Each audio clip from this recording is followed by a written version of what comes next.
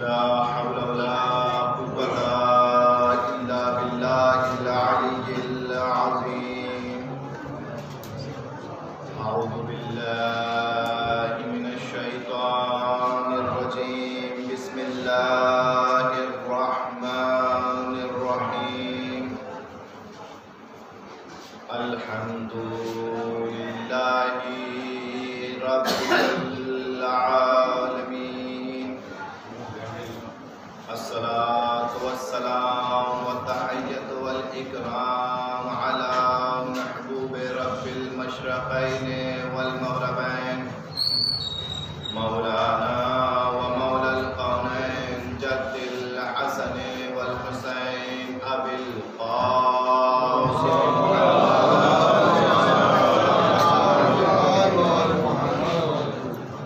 وعلى أهل بيته الأطيبين الأطهرين المعصومين المظلومين. ولعنة الله على أعدائهم وقتلتهم وقاطبين حقوقهم ومنكر فضائلهم أجمعين من يومنا هذا إلى قيام يوم الدين. أما بعد فقد قال الله الحكيم في كتابه المجيد وهو أصدق الصادقين وقوله الحق. بسم الله الرحمن الرحيم. وقضى ربك ألا تعبدوا إلا إياه وبالوالدين إحسانا إما يبلغن عندك الكبر أحدهما أو كلاهما فلا تقل لهما أف ولا تنهرهما وقل لهما قولا كريما واحفظ لهما جناح الذل من الرحمة وقل رب ارحمهما كما ربياني صغيرا.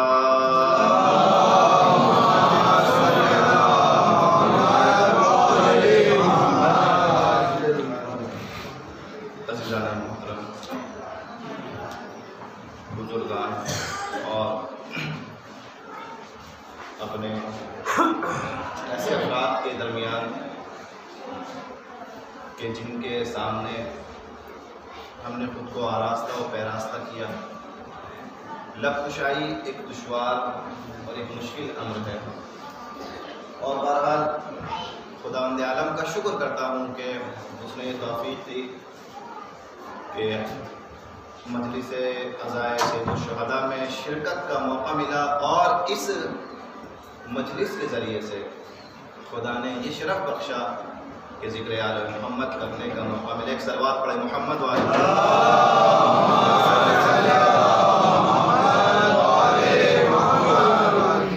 محترم شاد محمد صاحب نے والد کے موضوع پر بہترین اشعار پیش کیے تو مجھے ایک شعر استاد محترم اطہر سہارنپوری کا یاد آ گیا کہ فرماتے ہیں کہ فضا بدل گئی باقی نہ جب رہا گھر میں. فضا بدل گئی باقی نہ جب رہا گھر میں وہ ایک پیڑ پرانا جو سائے دار بھی تھا. مرحوم کی بلندی درجات کے لیے ایک صلوات پڑھے محمد والے.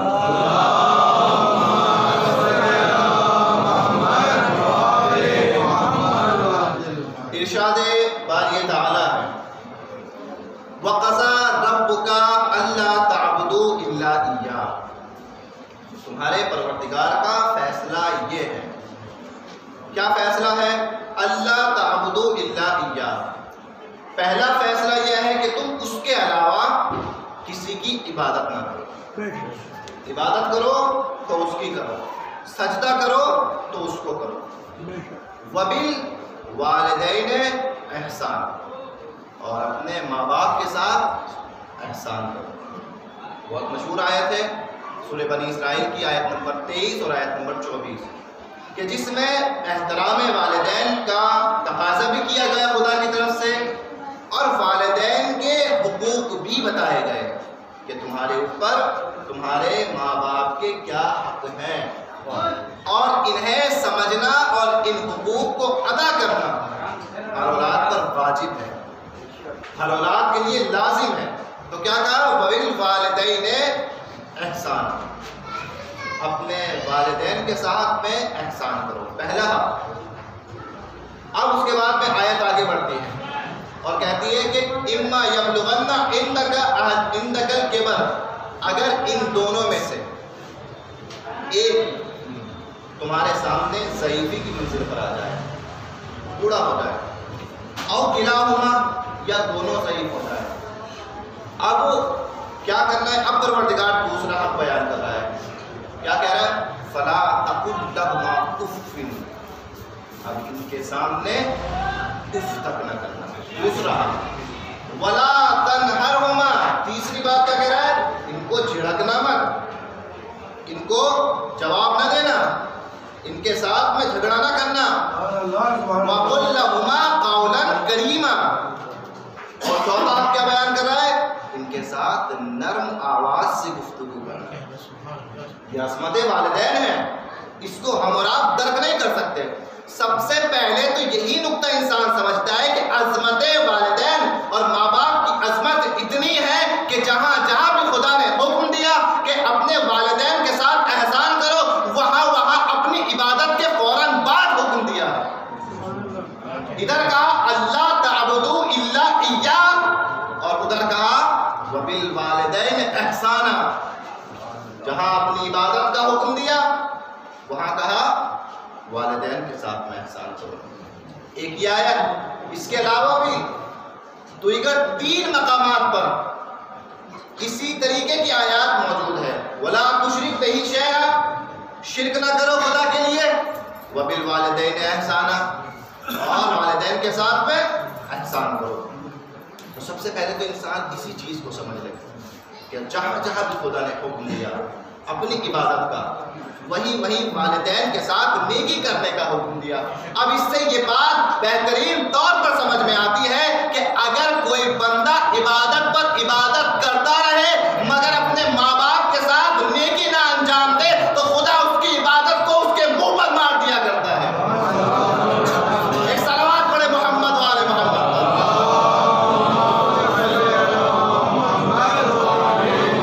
عبادت کرو، والدین کے ساتھ احسان کرو، وبالوالدین احسانا۔ پہلی آیت کے میں کچھ نکات آپ کی خدمت میں پیش کرتا ہوں۔ سب سے پہلے آپ آیت کا پہلا حصہ دیکھیے، سورہ بنی اسرائیل آیت نمبر 23۔ اگر کبھی فرصت ملے تو اس کو پڑھ کے دیکھیے گا، بہت خوبصورت آیت ہے۔ اور قرآن کو پڑھنے اور سمجھنے کا ایک طریقہ ہوا کرتا ہے۔ ہر انسان اپنی عقل کے اعتبار سے قرآن نہیں سمجھ سکتا۔ اگر ہر انسان اپنی عقل کے اعتبار سے قرآن سمجھنے لگ جائے تو نتیجہ یہی ہوتا ہے کہ جو آج آپ کے سامنے ہے، ایک لعنتی قرآن کے خلاف آ جاتا ہے اور قرآن کی آیتوں کے خلاف کورٹ میں کیس کرتا ہے۔ نتیجہ کیوں ہوا یہ؟ اس نے سمجھا کہ میں اپنی عقل سے قرآن کو سمجھ سکتا ہوں۔ نہیں، قرآن کو بغیر اہل بیت کی تعلیمات کے سمجھا ہی نہیں جا سکتا۔ قرآن کو سمجھنے کے لیے اہل بیت کی تعلیمات کا ہونا ضروری ہے۔ اگر اہل بیت کی تعلیمات ساتھ ساتھ ہے تو قرآن سمجھ میں آتا چلا جاتا ہے۔ تو کیا کہا پروردگار عالم نے؟ سب سے پہلے غور کیجئے، ایک لفظ پر غور کیجئے، وَقَضَىٰ رَبُّكَ۔ یہ نہیں کہا، حکم نہیں دیا، آرڈر نہیں دیا، امر نہیں دیا۔ آپ دوسری چیزوں میں دیکھیں، حکم دیا، وَأَقِيمُوا الصَّلَاةَ، نماز پڑھو، یہ حکم ہے۔ وَآتُوا الزَّكَاةَ، زکات دو، یہ حکم ہے۔ اسے کہتے ہیں حکم، آرڈر۔ دوسری جگہ پہ وَأَمُرْ بِالْمَعْرُوفِ، امر بالمعروف کرو۔ وَأَتِمُّوا الْحَجَّ وَالْعُمْرَةَ لِلَّهِ، حج کرو، عمرے پہ جاؤ۔ یہاں سب کیا ہے؟ حکم موجود ہے۔ لیکن یہاں پروردگار عالم حکم نہیں کر رہا، یہاں کیا کہہ رہا ہے؟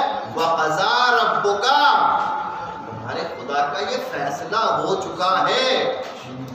اب فرق سمجھیے گا، ایک طرف پروردگار دوسری عبادتوں کا حکم دیتا ہے، اور جب والدین کے اطاعت کی اور احسان کی بات آتی ہے کیا کہتا ہے؟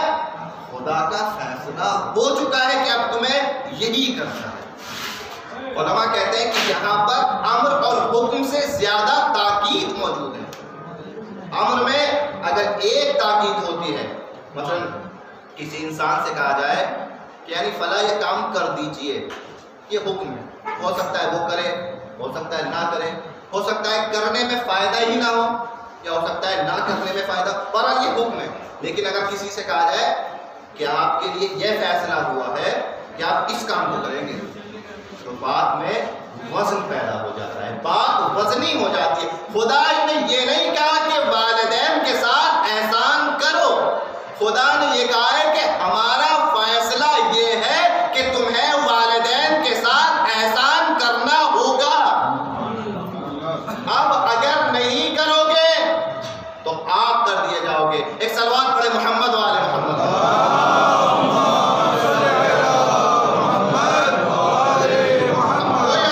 تمہیں کرنا ہوگا وبالوالدین احسانا. اچھا یہ وقضا کی بات تھی کہ وقضا یعنی فیصلہ کر دیا خدا نے کہ تمہیں والدین کے ساتھ احسان کرنا ہے.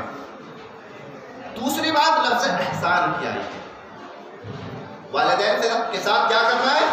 احسان کرنا ہے.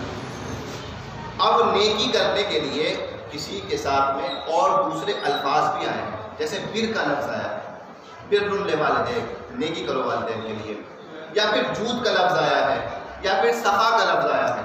لیکن یہ احسان کے لفظ میں ایک خاص خصوصیت ہے، اس خصوصیت کو سمجھنے کی ضرورت ہے کہ خدا نے کیوں کہا کہ احسان کرو. احسان کیوں کہا؟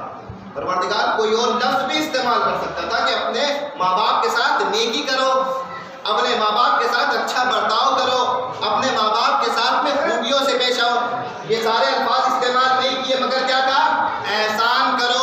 تو میں اب اس سوال کے جواب میں قرآن مجید میں تلاشنے لگا کہ لفظ احسان میں ایسی کیا خصوصیات موجود ہے جو دوسرے الفاظ میں نہیں ہے. تو میں سورہ رحمان پہ پہنچا تو ایک آیت ملی، هل جزاء الاحسان الا الاحسان. تو سمجھ میں آ گیا کہ خدا نے احسان کے لیے کیوں کہا، کہ نیکیوں کے لیے نہیں کہہ رہا، احسان کے لیے کہہ رہا ہوں. اس کا مطلب کیا ہے کہ آج تم کرو گے، جب تم اس منزل پر پہنچ جاؤ گے تو تمہاری اولاد تمہارے لیے کرے گی. یہ احسان کی خاصیت ہے.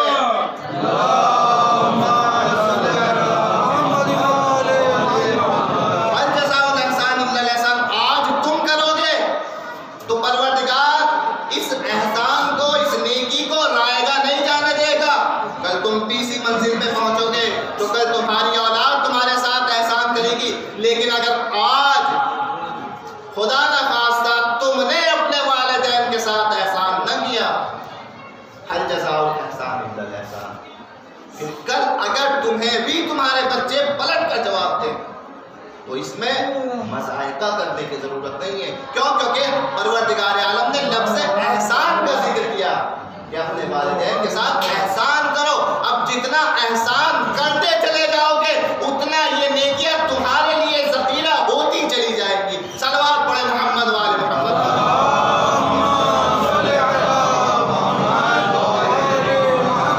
ایک اور نقطے کی طرف غور کرنے کی ضرورت ہے کہ احسان عمومی لفظ ہے، والدین کے ساتھ بھی اور دیگر لوگوں کے ساتھ بھی.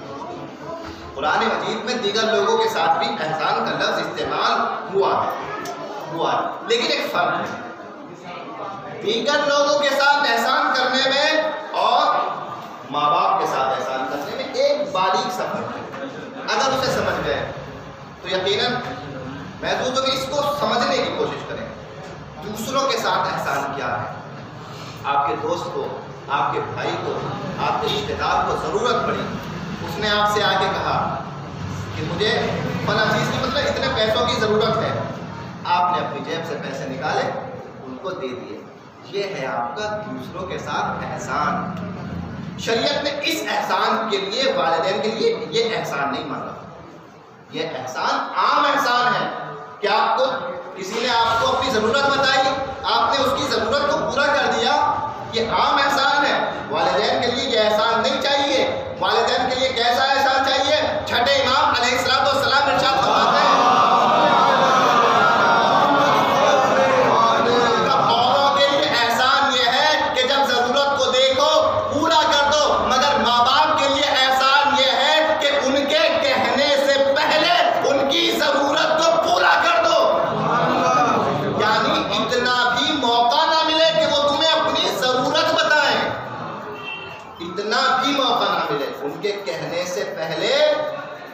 حاجت کو پورا کر دو، یہ والدین کے ساتھ احسان ہے، اور خدا اس احسان کا حکم دے رہا ہے۔ صلوات پڑھے محمد وآل محمد۔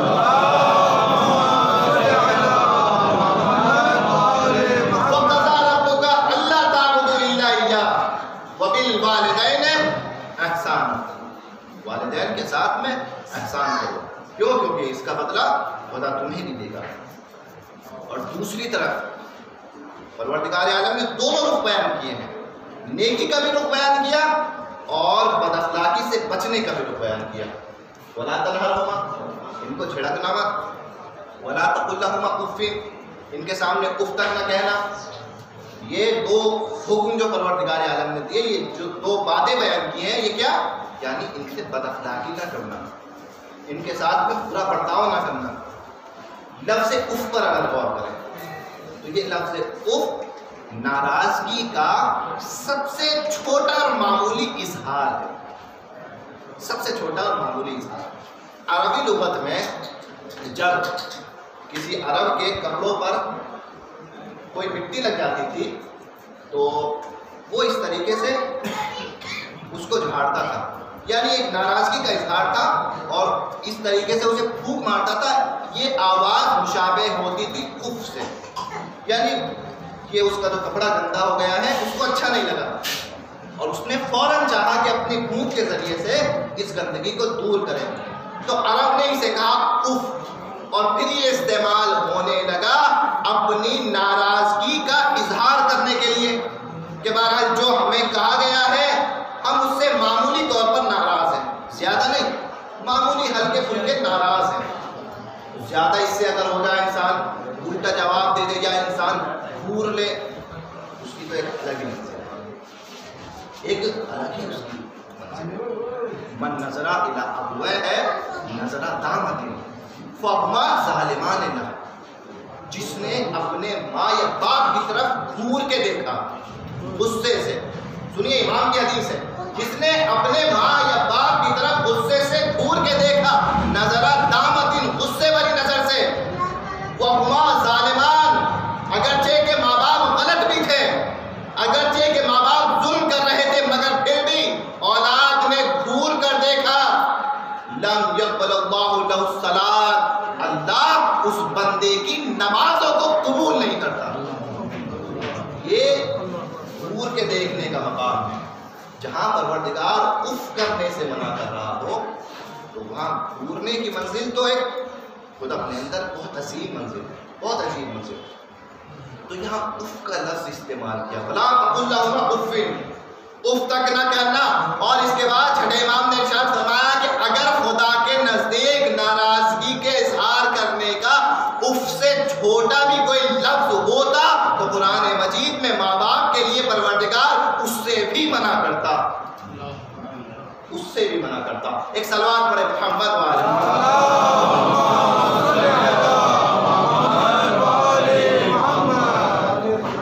پہلا کیا حکم دیا؟ والدین کے ساتھ میں احسان کرو۔ پھر کیا کہا؟ ان کے ساتھ میں اف تک نہ کرو۔ اس کے بعد کیا کہا؟ ان کو چھڑکو مت، ان کو چھڑکو مت۔ پھر دوسری آیت میں اس کے بعد کہا کہ ان کے ساتھ نرم آواز میں گفتگو کرو۔ پھر اس کے بعد آیت نمبر 24 میں ان کے لیے دعا کرنے کا حکم دیا، وَقُلْ رَبِّ ارْحَمْهُمَا كَمَا رَبَّيَانِي صَغِيرًا، اور دعا بھی بہترین ترتیب کی دعا ہے۔ اب دعا کی کیفیت کو دیکھیے، یہ دعا قنوت میں بھی ہم لوگ دعا پڑھتے ہیں، رب ارحمہما کما ربیانی صغیرا، پروردگار ہمارے والدین پر، رب ارحمہما، ہمارے والدین پر رحم فرما، کما ربیانی صغیرا، جیسے انہوں نے بچپن میں ہم پر رحم کیا۔ یہ دعا ہے والدین کے لیے۔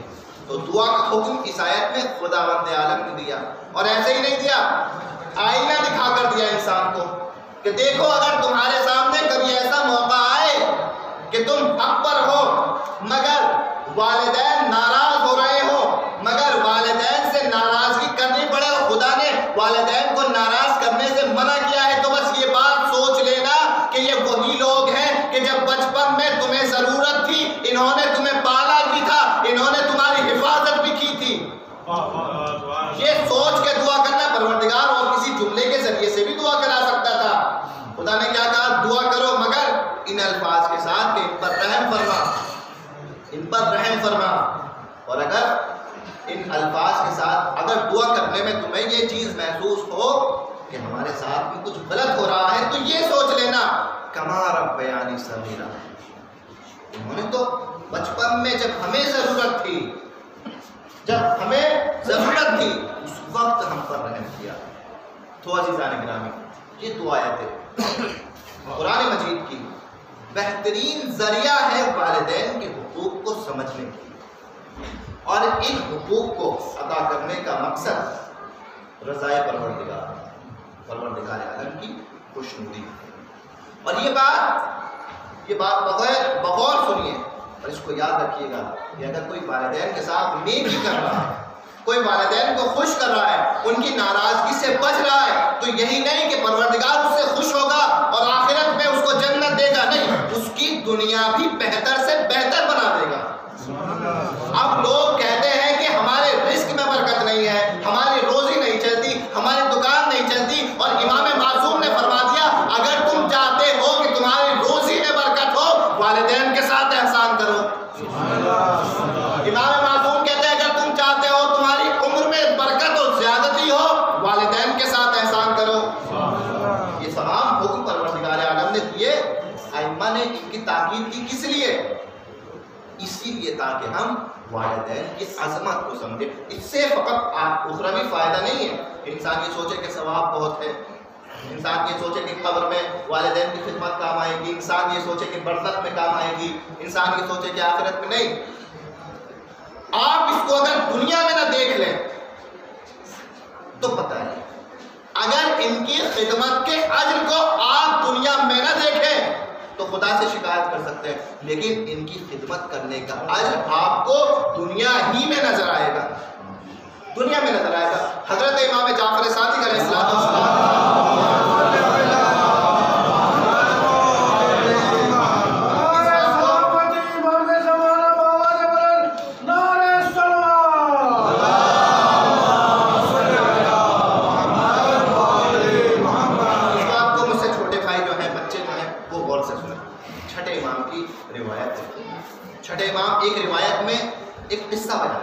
چھٹے امام کے ساتھ میں ایک صحابی بیٹھا ہوا ہے اور اسی موضوع پر گفتگو چل رہی ہے۔ چھٹے امام ایک واقعہ بیان کرتے ہیں، کہا سنو، ایک نوجوان تھا، وہ نوجوان تھوڑی تجارت کیا کرتا تھا، ایک معمولی سا اس کا بزنس تھا، چھوٹا سا کام تھا تجارت کا۔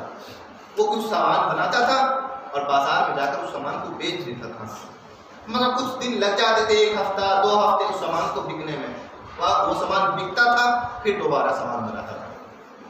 اس کی دکان پر ایک دن گراہک آیا، کسٹمر آیا، اور آنے کے بعد اس نے سارا کا سارا سامان خریدنے کا مطالبہ کر لیا کہ جتنا بھی ہے اتنا دے دو۔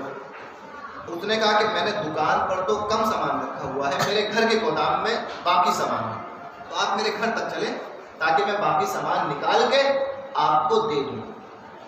یہ گراہک اس کے گھر تک آیا، اب یہ نوجوان جیسے ہی گھر پہ پہنچا تو دیکھا کہ گودام میں تالا لگا ہوا ہے، اور تالے کی چابی جس جگہ پر ہے اس جگہ پر ان کے والد آرام کر رہے ہیں، ان کے والد آرام کر رہے ہیں۔ یہ کھڑا ہوا ہے اور کھڑے ہونے کے بعد میں انتظار کر رہے ہیں۔ اس سے پوچھا گیا کیا انتظار کر رہے ہو؟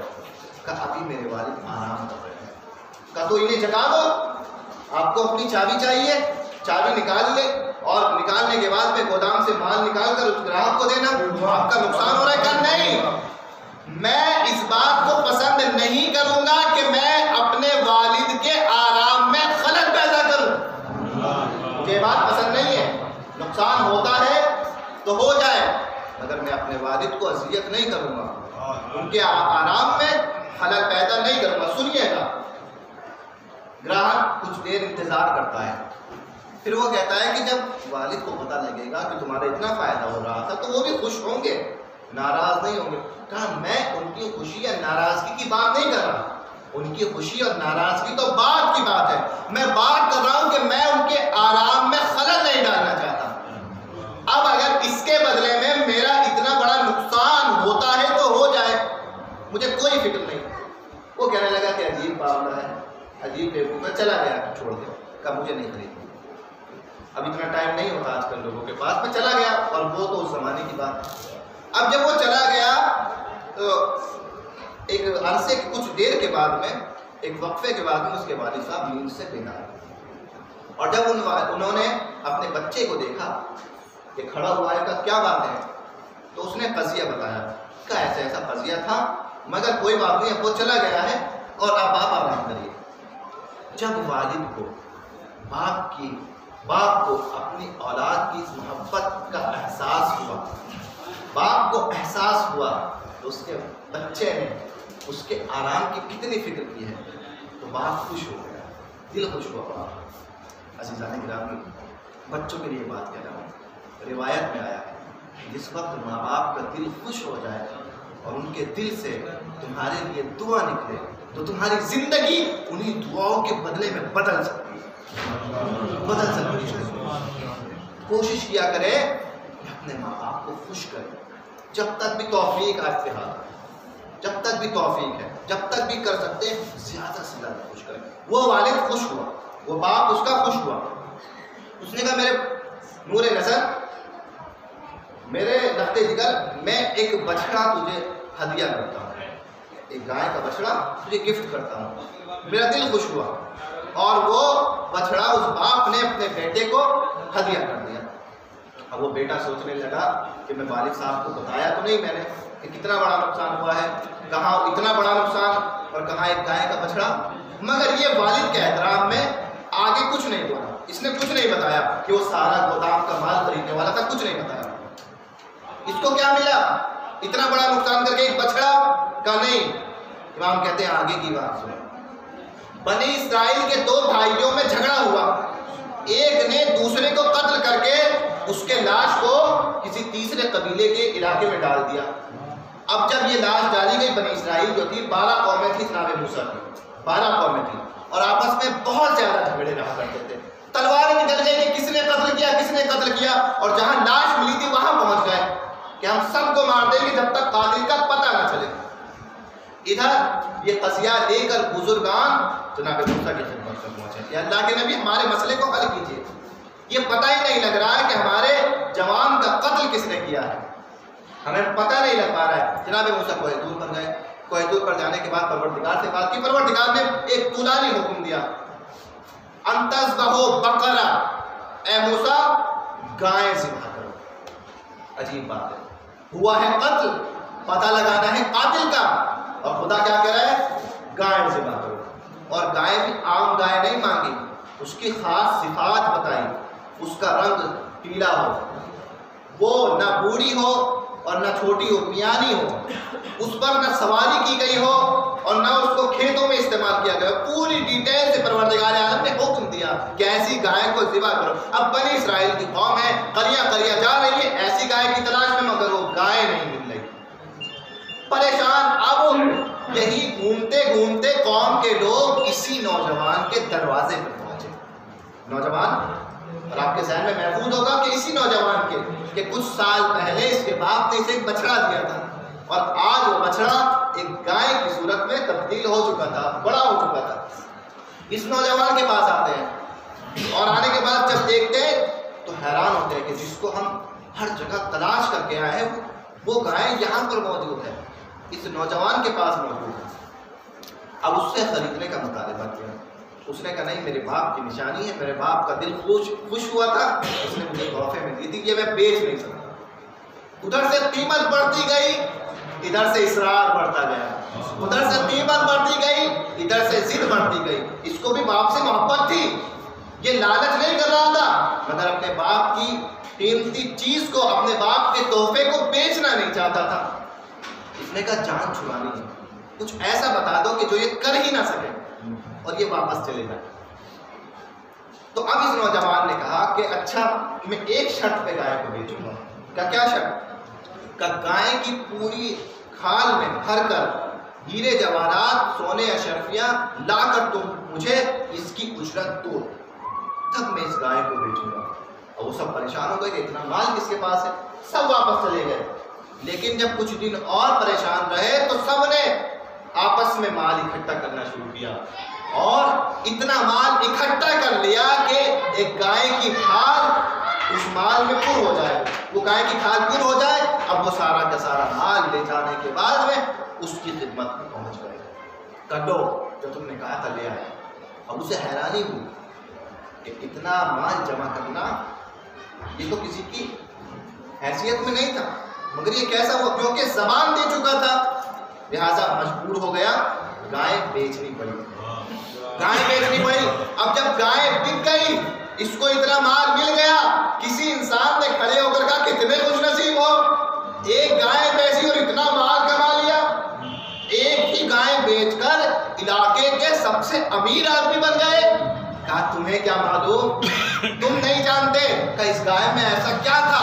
کہا اس گائے میں ایک خاصیت تھی، وہ کیا تھی؟ کہا جس وقت میرے باپ نے مجھے دعا دی تھی اور یہ گائے کا بچڑا مجھے ہدیہ کیا تھا، اپنے ہاتھوں کو خدا کی بارگاہ میں اٹھا کے دعا کی تھی کہ اے میرے بیٹے، اگرچہ کہ ہدیہ ناچیز ہے مگر میں خدا سے دعا کرتا ہوں پروردگار اس ہدیے میں تیرے لیے برکت پیدا کر دے۔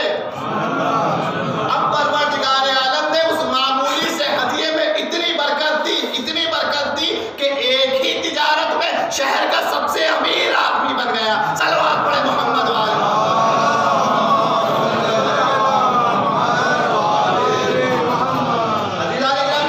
ایک معمولی سے آرام کا خیال رکھنے میں دنیا کا اتنا فائدہ مل جاتا ہے، تو سوچے کہ اگر کوئی خدا کے حکم کی اطاعت کرتے ہوئے والدین کی مکمل طور پر خدمت و اطاعت کرے تو اس کی دنیا بھی کامیاب ہو جائے اور آخرت بھی کامیاب ہو جائے۔ ایک صلوات پڑھے محمد والے۔ یہ عظمت والدین، یہ عظمت ہے، اس عظمت کو ہمیں درک کرنا ہوگا، ہمیں سمجھنا ہوگا، ہمیں عمل کے میدان میں بھی سمجھنا ہوگا۔ اور حقوق دو طرح کے ہوتے ہیں، دو طرح کے حقوق ہوتے ہیں، والدین کے حقوق دو طرح کے ہیں۔ کچھ حقوق والدین کے ایسے ہیں کہ جو ان کی زندگی ادا کرتے ہیں، اور کچھ حقوق والدین کے ایسے ہیں کہ جو ان کی زندگی کے بعد بھی ادا کرتے ہیں، یعنی زندگی کے بعد بھی گردن نہیں چھوٹتی، والدین کے حقوق ادا کرتے رہنے ہیں۔ وہ حقوق کے جو زندگی میں ادا کیے جائیں گے، والدین کا احترام، ان کی ضرورتوں کو پورا کرنا، ان کے ساتھ نرم آواز میں گفتگو کرنا، مستحبات میں ان کی اطاعت کرنا۔ اگر مستحب روزہ والدین کو اذیت پہنچاتا ہو تو مستحب روزہ نابالغ کے لیے رکھنا جائز نہیں ہے۔ یہاں یہ سب حقوق دنیا کے ہیں، والدین کو نام سے نہ پکارنا، اگر والد آگے چل رہے ہوں تو والد کے آگے نہ چلنا، والد سے آگے نہ چلنا، راستہ چلتے ہوئے اپنے باپ سے آگے نہ چلنا، اگر بات کر رہے ہوں، گفتگو کر رہے ہوں، اپنی آواز کو والد کی آواز پر تیز نہ کرنا۔ یہ سب دنیا کے حقوق ہیں اور ان کو ادا کرنا ہے۔ اور دنیا کے بعد میں بھی حقوق ہیں۔ دنیا کے بعد کیا حقوق ہیں؟ اور والد اگر اس دنیا سے چلے گئے، ان کی نمازیں قضا باقی تھیں، ان نمازوں کو پڑھنا، ان کے روزے قضا باقی تھے، ان روزوں کو رکھنا۔ حتیٰ کہ روایات میں آیا ہے کہ اگر حج واجب بھی تھا ان کے ذمے، ادا نہیں کر پائے، ان کی نیابت میں حج واجب کو ادا کرنا، ان کی طرف سے صدقات دینا، صدقے دینا، یا تو جب بھی صدقہ نکالیں تو اس نیت سے نکالیں کہ مثلا ایک صدقہ میری طرف سے، ایک صدقہ میرے والد مرحوم کی طرف سے۔ یہ اس دنیا سے جانے کے بعد کہتے ہیں۔ اور روایت میں آیا ہے کہ فقط دنیا میں ہی اولاد آنکھ نہیں ہوتی، بلکہ مرنے کے بعد والدین کے دنیا سے جانے کے بعد بھی اولاد آنکھ ہو سکتی ہے۔ کیسے؟ کہ اگر والدین کے دنیا سے جانے کے بعد اولاد والدین کو بالکل بھلا دے، روایات کہتی ہے کہ یہ اولاد آنکھ ہو جاتی ہے۔ ان باتوں کا خیال، خاص کر ایک حق اور میں آپ کو بتاؤں، ان کے لیے ایصال ثواب کرتے رہنا، ان کی قبر پر زیارت کرنا۔ میں اس بات کو دس بستہ عرض کروں گا، اور خاص کر یہاں پر میں عرض کر سکتا ہوں، والدین کی زیارت کو کرنا، چاہے زندگی میں ہو اور چاہے مرنے کے بعد ان کی قبر کی زیارت. جناب ابو ذر بیٹھے ہوئے ہیں اور بیٹھے ہوئے ہیں ایسے کہ ایک طرف غور سے دیکھ رہے ہیں اور کسی طرف نہیں دیکھ رہے. جناب ابو ذر کے پاس لوگ آئے ملنے کے لیے مگر ایک جگہ نظر ہے, نظر ہٹ ہی نہیں رہی. لوگ آ رہے ہیں, بات کر رہے ہیں, جناب ابو ذر ایک ہی طرف دیکھ رہے ہیں. عجیب ماجرا ہے. لوگوں نے پوچھا کیا بات ہے اے ابو ذر, آپ تو ایک ہی طرف دیکھ رہے ہو, آخر وہاں کون ہے, کیا تمہیں معلوم نہیں وہاں میرے مولا و آقا حضرت علی علیہ السلام کھڑے ہوئے ہیں.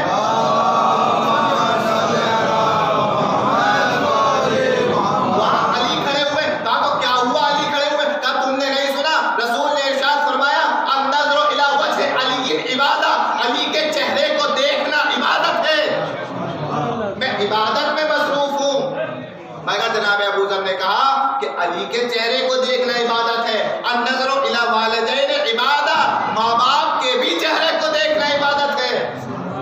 النظر الی کعبۃ العبادہ, کعبے کی طرف دیکھنا بھی عبادت ہے. النظر الی صحف عبادہ, قرآن مجید کی طرف دیکھنا بھی عبادت ہے.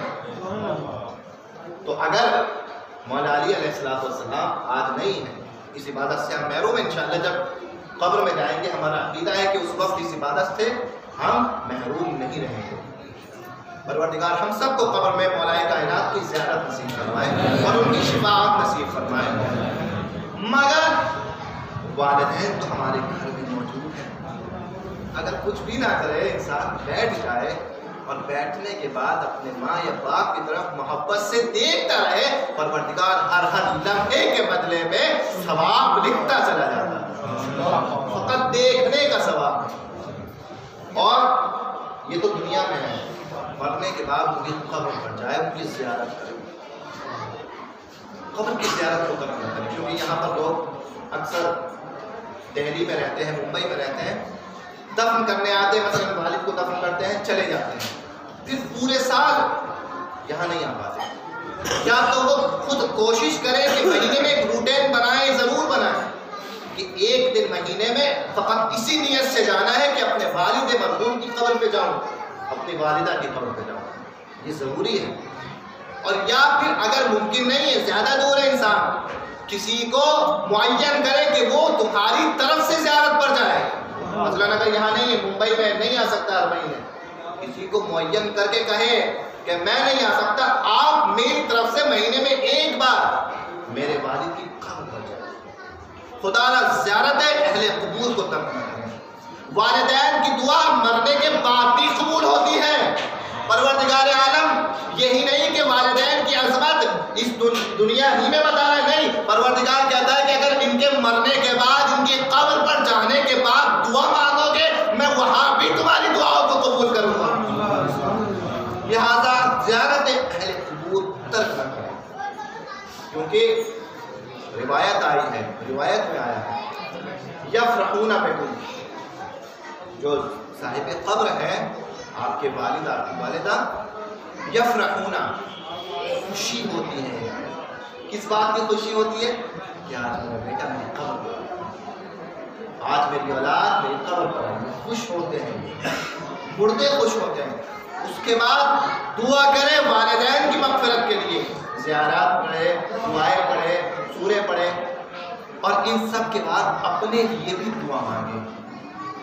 خدا وند عالم تمام دعاؤں کو قبول کرے گا. ایک صلوات پڑھے محمد والا.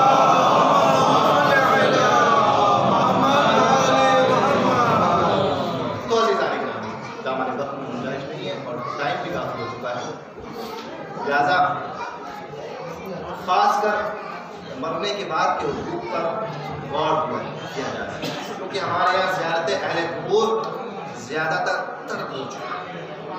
بہت کم توفیق ہے لوگوں کے قبروں پر زیارت کرنے کی. یہ ضروری ہے, اور خاص کر ایثار ثواب کا خیال رکھیں. میں بہت سے ایسے دوستوں کو جانتا ہوں, خود میرے کانٹیکٹ میں بھی, کہ مثلا 10 سال ہو گئے والد کو مرے ہوئے, اس دنیا سے گئے ہوئے, تو وہ بالکل ایسے ہو گئے ہیں کہ جیسے ان کے کوئی والد نہیں. حد اکل بندہ خدا سال میں ایک مجلس والد کے نام کی ضرور کرائے. ایک مجلس سال میں برسی کے عنوان سے کرائے, ترغیب کے عنوان سے کرائے, کم سے کم ایک مجلس. والد کے لیے ایک مجلس والدہ کے لیے ضرور کرائیں. ایسا نہ ہو کہ انسان بالکل ہی فراموش کر دے. کچھ لوگ کہتے ہیں مولانا گھر میں ہم فاتحہ پڑھ لیتے ہیں. گھر کا فاتحہ اور گھر کا فاتحہ اور ہے. یوں تو ہر نماز کے بعد السلام علیکم یا ابا عبداللہ کہہ لیتے ہو، مگر تمہیں بھی معلوم ہے کہ خود کربلا جا کر زیارت کرنے کا اور ثواب ہے اور یہاں سے السلام کہنے کا اور ثواب ہے. لہٰذا اس بات کو سمجھنے کی ضرورت ہے کہ گھر میں بیٹھ کر فاتحہ پڑھنے کا اور ثواب ہے اور اپنے مرحوم والد کے لیے مجلس برپا کرنے کا اور ثواب ہے. صلوات پڑھے محمد والے.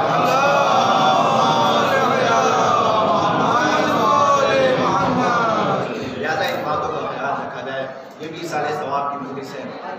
وقت کی پابندی کے ساتھ میں انشاءاللہ ایک مجالس کو برگزار کریں. نماز کے فوراً بعد کا اعلان 10 بجے کا، لیکن نماز کے فوراً بعد کہا گیا مجلس شروع ہوگی، لیکن اس میں بھی کافی تاخیر ہو گئی. لہٰذا اس بات کا بھی خیال رکھا جائے کہ ٹائم کا حساب، ٹائم کو دیکھتے ہوئے بھی یہ کام کیا جائے. کیوں؟ کیونکہ جتنا ہم منظم رہیں گے، وقت کا خیال رکھیں گے، اتنا ہماری زندگی بہتر ہوتی چلی جائے. عزیزان گرامی، والد بہت عظیم نعمت، اور جیسا میں نے شروع میں شعر کی طرف اشارہ کیا، واقع والد کے گھر سے جانے کے بعد میں گھر کی فضا بدل جاتی ہے، گھر کا ماحول چینج ہو جاتا ہے، نعمتیں چلی جاتی ہیں، رحمتیں چلی جاتی ہیں، گھر سونا سونا ہو جاتا ہے. جس وقت والد کا جنازہ اٹھتا ہے، انسان سوچ کے دیکھے، انسان تصور کر کے دیکھے وہ باپ کے بچپن جس کے ساتھ گزارا، وہ باپ کے جس نے ہماری ہر خواہش پوری کی، ہماری آرزو پوری کی، وہ 4 کاندھوں پہ سوار ہے اور اب ایسی جگہ جا رہا ہے کہ نہ اس کا چہرہ دیکھ پائیں گے اور نہ کبھی بات کر پائیں گے. عزیزوں، دنیا میں جب ہمیں کچھ بھی مسئلہ پیش آتا ہے ہم کسی سے نہیں کہہ پاتے. ہم بہت سے مسئلے ایسے ہیں جو ہم دوستوں سے ڈسکس کر لیتے ہیں، لیکن کچھ مسئلے ایسے ہوتے ہیں دوستوں سے نہیں بھی کہہ پاتے، کسی سے نہیں کہہ پاتے، مگر کہتے ہیں تو اپنے باپ سے کہتے ہیں. یہ باپ ہوتا ہے، مگر جب باپ اس دنیا سے جاتا ہے انسان ٹوٹ جاتا ہے، انسان کا دل چھلنی ہو جاتا ہے. یہ آپ کی عظمت ہے. میں نے رخصتی تو بہت دیکھی ہے، میں نے گھر سے جاتے ہوئے جنازے تو بہت دیکھے ہیں، اور جب گھر سے باہر جنازے جاتے تو بیٹے بھی روتے ہیں، بیٹیاں بھی روتی ہیں، مگر ایک رخصتی ایسے تھی کہ جنازہ نہیں جا رہا تھا، حسین خیموں سے جا رہے تھے، مگر بیٹیاں ایسے رو رہی ہے جیسے جنازہ جا رہا ہو. عزیزان گرامی، حسین کی رخصتی بڑی دردناک رخصتی ہے. بس مسائل کے 2-4 منظر آپ کی خدمت میں پیش کروں گا اور مجلس رحمت تمام. امام حسین خیموں سے آسانی سے رخصت نہیں ہو پائے. تصور کر کے دیکھیے گا امام حسین کس طریقے سے خیموں سے رخصت ہوئے. 4 الگ الگ رخصت امام حسین کی تاریخ میں لکھی ہے. 4 الگ الگ رخصت ہے. سب سے پہلے تمام بیویوں کے پاس آتے ہیں، یا سکینہ، یا رقیہ، یا زینب، یا ام کلثوم، یا رباب، علیکن منی السلام. اے بیویوں، تم سب پر حسین کا سلام ہے. آخر وہاں سے ہی اجتماع الاخرہ. اے بیویوں، یہ حسین کی آخری ملاقات ہے. بیویوں نے حلقہ بنایا، واہ حسرت، واہ فراقہ، ہائے ہمارا والی و وارث جا رہا ہے، ہائے ہمارا سہارا جا رہا ہے. بیویوں نے حسین کو رخصت کیا. یہ پہلی رخصت حسین کی تھی اور بڑی دردناک رخصت تھی. کہیں رباب رو رہی ہے، کہیں ام لیلا رو رہی ہے، کہیں فرما رو رہی ہے، کہیں زینب رو رہی ہے. حسین نے ساری بیویوں کو تسلی دی، دلاسا دیا. یہ پہلی رخصت اختتام کو پہنچی. اب حسین کی دوسری رخصت ہوئی ہے، اور حسین کی دوسری رخصت کس سے ہے؟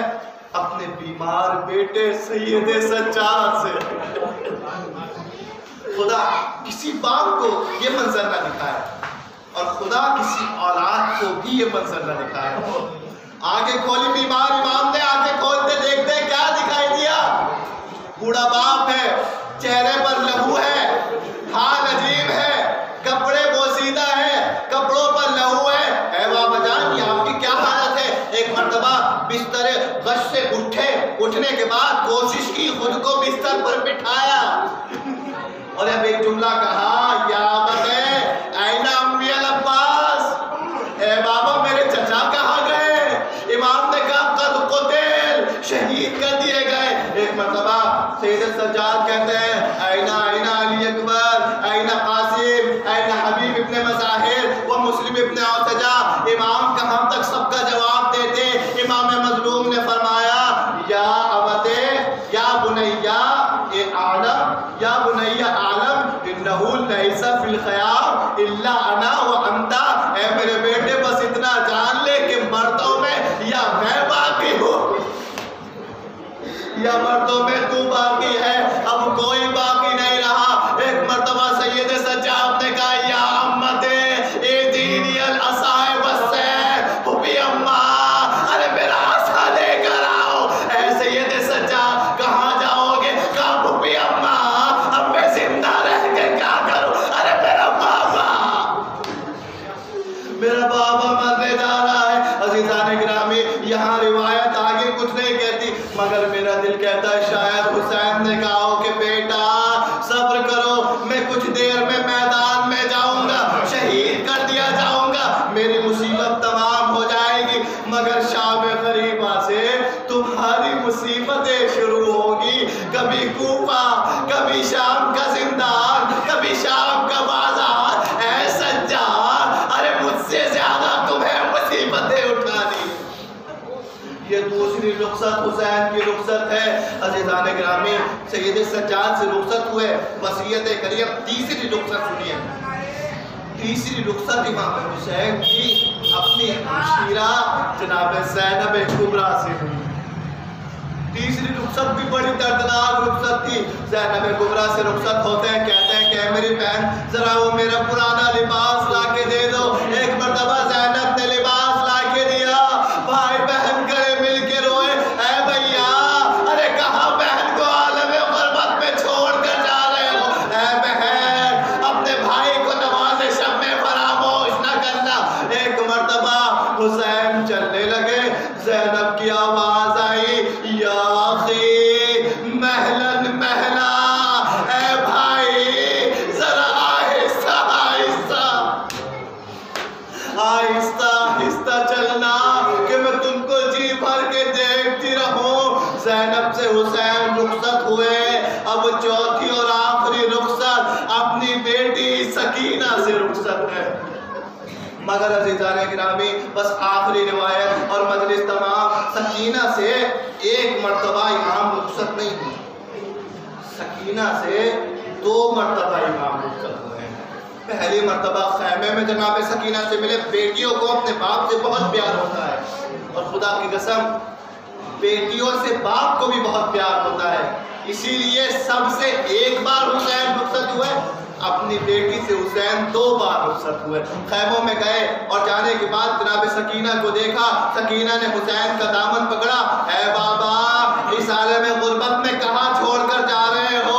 کہا بیٹا اب تم یتیم ہونے والی ہو. ایک مرتبہ سکینہ نے پوچھا بابا یتیم کسے کہتے ہیں؟ کہا جب تماچے لگنے لگے سمجھ جانا تم یتیم ہے. عزیزان گرامی یہ سکینہ جناب سکینہ ہے. ایک مرتبہ اپنے بابا سے ملتی ہیں، مل کے روتی ہیں اور ایک جملہ کہتی ہے کہ بابا اتنا کر دو کہ مجھے جانے سے پہلے مدینہ پہنچا دو، جانے سے پہلے مدینہ پہنچا دو. حسین کیا جواب دیتے؟ حسین کیا کہتے کہ اے سکینہ ارے تمہیں مدینہ نصیب نہیں ہوگا، زندان ہوگا اور تمہاری قبر ہوگی. حسین نے سکینہ کو دلاسا دیا. خیموں سے باہر نکلے، سکینہ سے رخصت ہو چکے تھے. حسین سب سے رخصت ہو چکے تھے. مگر جب گلجناح پہ بیٹھے تو یہ کون بچی ہے کہ جو گھوڑے کے صبح سے لپٹی ہوئی ہے؟ سکینہ ہے. سکینہ سے تو رخصت ہو چکے تھے خیموں میں. اب جو دیکھا 4 سال کی بچی سکینہ گھوڑے کے سموں سے لپٹی ہوئی ہے. امام حسین گھوڑے سے نیچے اترے، سکینہ کو آغوش میں لیا. بیٹی ہمیں رخصت کر چکی تھی، اب دوبارہ باہر کیوں آ گئی؟ دوبارہ گھوڑے کے سلووں سے لپٹنے کا مقصد کیا ہے؟ عزیزان گرامی، جناب سکینہ نادان نہیں ہے بلکہ شریعت سے واقف ہے سکینہ، شریعت کے احکام کو جانتی ہے سکینہ۔ میں اس روایت کو سنتا تھا کہ جناب سکینہ رخصت ہوئی، مگر میرے ذہن میں سوال رہتا تھا کہ کیوں جناب سکینہ دوبارہ رخصت ہونے کے لیے خیمے سے باہر آئی ہیں؟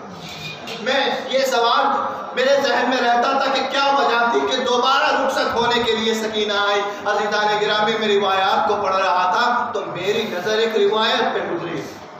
جب اس روایت کو میں نے دیکھا تو میرے آنکھوں میں آنسو آ گئے کہ واقعا سکینہ کس ہستی کا نام تھا۔ روایتوں میں تھا کہ اے لوگوں، جب تمہارے سامنے کوئی یتیم کھڑا ہو، اپنے بچوں کو پیار نہ کرنا، کہیں ایسا نہ ہو یتیم کے دل میں احساس پیدا ہو کہ کاش میرا باپ زندہ ہوتا، وہ بھی پیار کرتا۔ سکینہ جانتی تھی خیموں میں یتیم بچے ہیں، اسی لیے باہر آئی۔ بابا اب کوئی نہیں دیکھ رہا، ایک بار سینے پہ سلا لو۔ حسین نے سینے پہ سلایا۔ اے سکینہ، خدا حافظ، آج کے بعد بابا کا سینہ تمہیں نصیب نہیں ہوگا۔ سیالم الذین ظلموا ایمن قلبی انقلبوا انا للہ و انا الیہ راجعون۔